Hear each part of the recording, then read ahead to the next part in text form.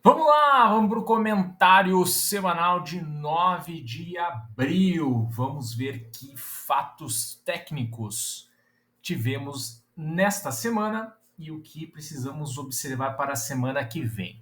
Na semana passada, eu incluí aí algumas ações e setores para falar um pouco de S&P e Nasdaq para tentar destrinchar um pouco mais o que nos reserva aí para um prazo um pouco maior para os índices americanos. As ações que a gente viu mais ligadas ao setor de tecnologia realmente deram uma derrapada. Nem tudo está perdido ainda para Apple e Tesla, mas Amazon, Facebook, Microsoft e Nvidia já começaram a ficar mais feio. E se a gente olhar o próprio Nasdaq, a gente vai estar olhando, né? Ele já fez algumas confirmações que ele quer ir um pouco para baixo. Porém, o S&P se segurou, né? A gente tem o fechamento de sexta-feira com o S&P aí caindo só 0,25%, mas o Nasdaq perdeu aí mais de 1%. E o que segurou o S&P? Outro setor que a gente conversou aqui, que era o setor de healthcare. Ele foi um dos responsáveis. Aqui vai ficar bem claro, né? Quando eu olho aqui os principais ETFs representando os setores do S&P, a gente vê que o healthcare subiu e Consumer Staples subiu também. Eu falei das ações do Health, elas ganharam força no meio da semana. Eu ainda estou observando e vou mostrar para vocês se realmente isso é sustentável por um prazo maior. Então, a minha expectativa na semana que eu vou estar dando bastante foco é para essas ações do setor de healthcare. O setor de staples está um pouco pior. A gente vai dar uma olhada nas principais ações. Vamos lá. Antes da eu começar a falar de setores e ações, só vamos passar pelo S&P para a gente ver o que. Eu até botei essas flechinhas aqui porque eu fiz uma outra publicação no TradingView aqui mostrando o que eu estaria observando, né, para o final da semana em relação ao S&P e como é que ele ia se comportar em relação às médias. Veja que ele fecha lá em cima da média de 21, né? Ele chegou a bater na de 50 e se segurou aqui na de 21, né? Ainda dá uma esperança o S&P. Outra coisa aqui, ele acabou fechando abaixo da de 200, mas ainda acima de 21. Também gera alguma esperança no gráfico diário. Vamos dar uma olhada aqui nesse cenário. Até fiz um outro desenho de cenário, botei umas flechas aqui de algumas possibilidades para o S&P. Isso foi na quinta-feira, após a ata do FONC, tá? E ele acabou aí fazendo uma partezinha disso. Eu pensei que ele poderia, né, já que ele tinha respeitado aqui os 4,454, que ele respeitou na quarta-feira, que é as mínimas, na verdade, o fechamento deste candle e a abertura deste aqui, né? Ficou uma região aqui de suporte. Na quarta-feira bateu lá depois da ata do FONC, na quinta retestou e subiu, e aí ele podia subir um pouquinho, né, para fazer uma pequena correção e depois, quem sabe, vir para o teste de all-time high, aqui esses cenários que a gente já comentou, né? Por enquanto, estamos aqui no cenário do Dead Cat Bounce, que é aquele cenário que eu falei que geraria uma esperança para o S&P. Mas, né, pode ainda só subir um pouquinho para voltar a cair. Então, eu acho muito importante esta região aqui dos 4,454, eu estou observando. Vamos falar de Nasdaq. Nasdaq está um pouquinho pior, né? Ainda temos aqui retrações de FIBO, fechou abaixo de 38, obviamente que pode vir a 50, 61 e subir, mas perdeu aí algumas regiões aí importantes de suporte, principalmente quando a gente olha para a Nasdaq aqui nas médias, ficou mais feio, né? Tentou ficar acima da média aqui de 50 e de 21 e não conseguiu. Olha como fecha abaixo aqui no semanal. As médias já tinham cruzado. Voltou para dentro da nuvem de Shimoku. Quem sabe vai ser agora o teste para o rompimento.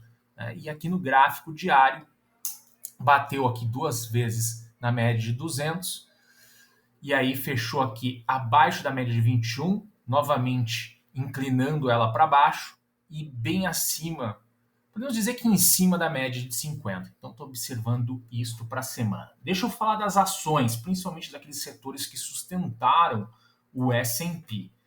Quando a gente vai para as ações, Vou mostrar o XLV, né? Tá fortão, tá para cima, ganhou força no meio da semana com o setor de tecnologia fraquejando, tá? Mas eu vou estar comparando eles aqui, vou estar acompanhando por onde?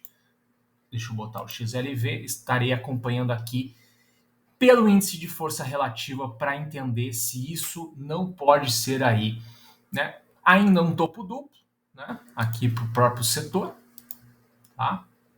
0,90 é possível, pode andar até mais uns 2% para cima e configurar um topo duplo, isso não vai dar alguma divergência pelo índice de força relativa. Então, estou observando isso para a semana. Ou realmente não, vai ser esses setores aí que vai entrar a grana, que vai sustentar o S&P e ele vai descolar do Nasdaq, que é possível, é um outro cenário que está sendo discutido.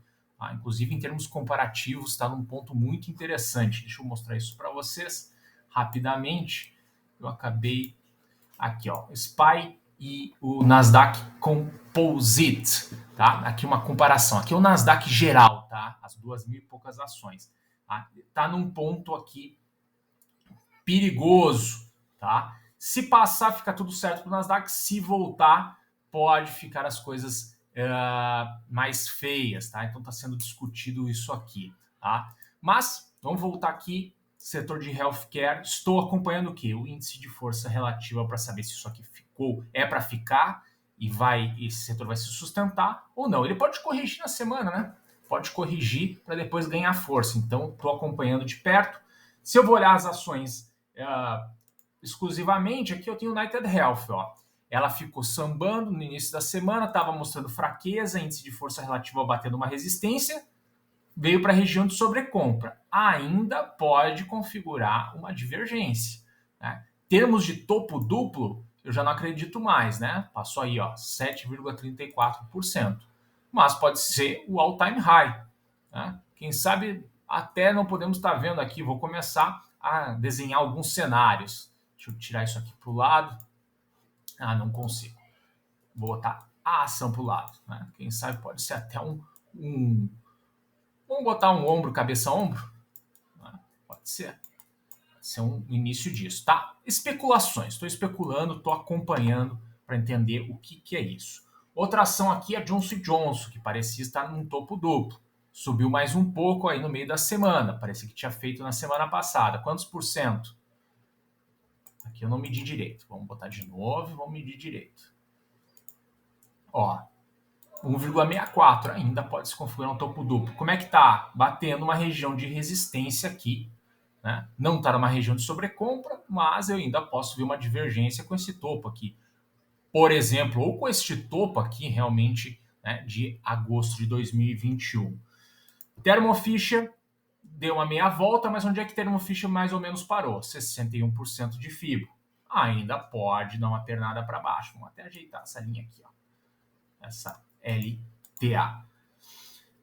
Antes de eu entrar em AbbVie, Pfizer. Né? Pfizer virou também, mas onde é que está? 61% de FIBO. É estranho porque Fábio já está na segunda vez aqui, então eu já vejo mais possibilidade de subir do que cair, mas estarei acompanhando também. E aí a gente vem aqui para a estrelinha do setor, né? Que é essa cisão dos laboratórios Abbott, a AbbVie, a biofarmacêutica, que está subindo, que é um canhão. Né? Passou aqui, a divergência estava construindo e agora bateu aonde? Vou deixar aqui, se caso voltar, pode fazer um pullback aqui no índice de força relativa, mas ela está lá testando exatamente o índice de força relativa deste topo aqui. Tá? Vamos ver como é que ela vai se comportar na semana. Obviamente que essa é uma ação que se corrige, né? Ela vai ter oportunidade de estar comprando, a não ser se acontecer uma hecatombe com a ação. Então, eu falei um pouco aqui do setor de XLV que eu continuo observando para tentar entender se realmente veio para ficar ou não, porque ele vinha me apresentando em algumas ações um pouco de fraqueza e excesso. Vou falar do setor do XLP, né? Não é o XLI, é o XLP, que é o Consumer Staples. Tá? O que a gente tem nesse setor? A gente tem Coca-Cola, a gente tem Procter & Gamble, a gente tem Costco, a gente tem Walmart, a gente tem PepsiCo, tá? E eu vou falar um pouco dessas ações. Ele estava trabalhando num canal de alta, ele tentou romper este canal e voltou a subir. Vejam que ele passou um pouquinho do topo, pode ser um topo duplo, estou observando o índice de força relativo, ok? Mesma situação do XLV. Quando eu vou olhar as ações mais individualmente, essas coisas eu já não acho tão bonitas assim, porque uma United Health, querendo ou não, é uma superação. Muito tempo subindo. AV, superação. Johnson Johnson já nem tanto, mas eu vou olhar aqui, ó, Coca-Cola, tem um grande peso. Tava no canal aqui, né, subindo, derreteu, né? Agora se recuperou, né? Vou estar observando esse topo. Será que vai formar uma divergência em Coca-Cola? P&G, ó, P&G não voltou para as máximas ainda não. O que eu estou vendo aqui? Estou observando, será que eu estou olhando errado o Fibonacci? Eu tenho que olhar a pernada toda? Vai lá para 78,6, pode voltar a cair. Estou observando como é que ela vai subir aqui. Vamos ver PepsiCo, eu tenho aqui. Ó, PepsiCo passou dos 78,8% de FIBO, mas está batendo aqui, né, nesta LTB quando eu junto aqui esses dois topos de janeiro e fevereiro. Tá? Então, estou observando esses setores que ajudaram a sustentar. Até eu vou dar uma olhadinha aqui em Costco. Tá? Deixa eu dar uma olhada em Costco. Ó, nossa, fez uma máxima nova. Opa, mas espera aí, nós temos um gap aqui, né? Este gap aqui, isso aqui é força ou exaustão? Fez e não confirmou, ó, fez a máxima e não confirmou, já deu um candle na semana meio para baixo. Quando eu comparo com os topos anteriores, já está apresentando divergência, né? Então a gente tem que ficar atento, né? Às vezes um setor pode ser o último suspiro da ação, ela dá o último, né? Toda mudança de tendência começa, né, por um topo. Vai ter algum topo em algum lugar. Então estou muito observando isso para a semana. Vamos lá. Falei bastante de S&P, falei bastante de Nasdaq. Vamos falar dos outros ativos.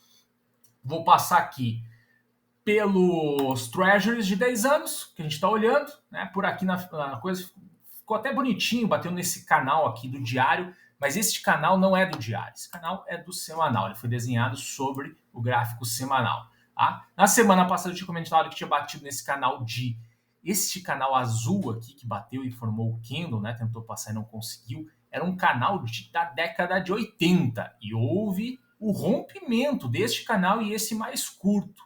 Agora vamos ver se confirma. Se recuar, continuo dizendo, tá, que está em construção uma trajetória de alta de longo prazo para os treasuries. A gente vai continuar olhando isso através da onde? Das médias. Já falei disso por aqui. Né? Então, recuos, né, são oportunidades. Tá voltando um pouco para as médias para depois, quem sabe, voltar a subir. É isso que, por enquanto, os gráficos estão nos dizendo. Aqui o que me preocupa é que começa a aparecer aqui no gráfico semanal uma divergência em relação a esse topo aqui de março de 2021. Vamos dar uma olhada aqui no diário. Ó. Já no diário não tem divergência. Tá? Então continua ali de olho, mas os treasuries estão desenhados para cima, tá? Para prazos mais longos. Tá? Recuos, né, podem ser oportunidades. Vamos falar de índice dólar. Rompeu aquela bandeirinha, né? Chegou quase nos 100 mil, não deixaram fazer a festa dos 100 mil. Chegou a bater, ó, 100.200, bateu nos 100 mil, tá? Foi um pouquinho abaixo de onde estavam as projeções. E fez um candlezinho feio, já estava mostrando fraqueza, né? O índice dólar. Então um recuo aí, rompeu a bandeira, um recuo, novamente, é oportunidade, tá? Por quê? Porque também está desenhado aí há mais tempo já uma trajetória de alta de maior prazo. Vamos falar de Bolsa Brasileira. Deixa eu vir aqui no índice. A gente comentou sobre a EWZ na semana passada, deu uma corrigida, né? Veio aonde corrigiu? Corrigiu aqui em cima da média de 21. Eu acho que está saudável a Bolsa Brasileira. Eu acho que, inclusive, nessa semana, se ela cair mais um pouquinho, tá? Bater aqui na de 50 do semanal, vir aqui de novo aqui na linha de Shimoku, aqui na semana bater e depois fechar para cima, tá tudo ok. Tá? Não vejo grandes problemas na Bolsa Brasileira na trajetória de alta. Obviamente que talvez se o mercado internacional fique muito feio, aí fica talvez difícil de sustentar, mas ainda não é o caso, tá? Então, da pernada, né? Tá tendo uma correção e as correções, por enquanto, são oportunidades na Bolsa Brasileira. Pode vir até aqui na média de 50, quem sabe. Né? A gente pode desenhar uma linha aqui entre esses dois topinhos, vir aqui e voltar. O importante é reagir até o final da semana. O que não pode, na minha opinião? Fechar abaixo da média de 50. Tem a de 21 aqui, ok, não seria o fim do mundo, mas já começa a ficar esquisito. Não pode, para mim, não pode fechar dentro da nuvem de Shimoku. Aí eu começo a achar esquisito, tá? Por enquanto, eu acho que tá tudo ok. Precisava de uma correção, agora pode ganhar uma força para, quem sabe, voltar a subir. E a gente tem bolsas que estão para cima, né? O índice australiano está lá perto das máximas. O FTSE também está testando máximas aí de um ano, né? Então tem índices que estão se descolando das bolsas americanas, da bolsa europeia, da Euro50, do DAX. Por quê? Porque esses índices subiram muito, estavam muito para cima, fizeram all-time highs, né? Esses índices que a gente está vendo agora subindo, Bolsa Brasileira, FTSE, etc., estavam atrasados, estavam para trás, né? Enquanto os Estados Unidos estavam subindo, a Bolsa Brasileira estava caindo, né? Inclusive cruzando médias. Se segurou aqui na média de 200 no semanal. E, por último, vamos falar um pouco de dólar contra real, que eu estava falando há bastante tempo que estava devendo uma correção, estava apresentando divergência, continuavam socando o dólar contra real e agora deu uma puxadinha para cima. Por esta métrica aqui, por Fibonacci desta pernada, eu acho que pode subir mais um pouquinho, tá? E aí pode ser oportunidades aí na ponta contrária. Tem que ver onde é que vai parar e vai pivotar. Bater em alguma média ou dar uma lateralizada aqui para a média acompanhar. Tentou ficar um pouquinho acima da média de 200 que tinha fechado, não houve a confirmação de que perdeu a média no semanal, mas foi bem tímido, né? Tá todo desenhado para baixo. O que precisa é dar uma respirada.